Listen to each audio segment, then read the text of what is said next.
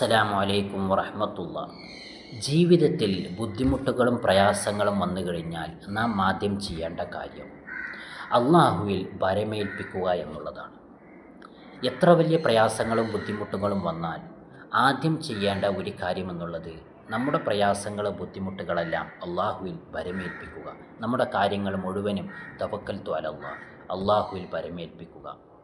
ഉറച്ച വിശ്വാസമുണ്ടെങ്കിൽ മാത്രമാണ് നമുക്ക് ഭരമേൽപ്പിക്കുവാൻ സാധിക്കുകയുള്ളൂ.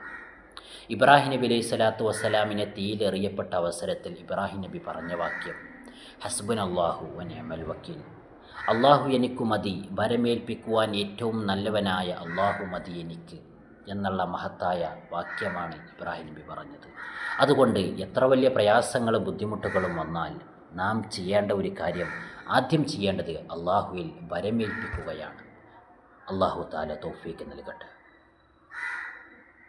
അതുകൊണ്ട് തന്നെ ജീവിതത്തിൽ പ്രയാസങ്ങൾ ഇല്ലാത്തവർ ആരുമില്ല. ജീവിതത്തിൻ്റെ നിഖില മേഖലകളിലും പ്രയാസങ്ങൾ അനുഭവിക്കുന്ന ആളുകളാണ് നമുക്ക് ചുറ്റുവട്ടത്തും ജീവിക്കുന്നത്. അതുകൊണ്ട് നമ്മൾ നമ്മുടെ പ്രയാസങ്ങളെ, ആ ബുദ്ധിമുട്ടുകൾ മറ്റുള്ളവരോട് പറയാതെ അത് അള്ളാഹുവിൽ ഭരമേൽപ്പിച്ചുകൊണ്ട് മുന്നോട്ട് പോവുകയാണ് നാം ചെയ്യേണ്ടത്. അള്ളാഹു തആല തൗഫീഖ് നൽകുമാറാകട്ടെ. അസ്സലാമു അലൈക്കും.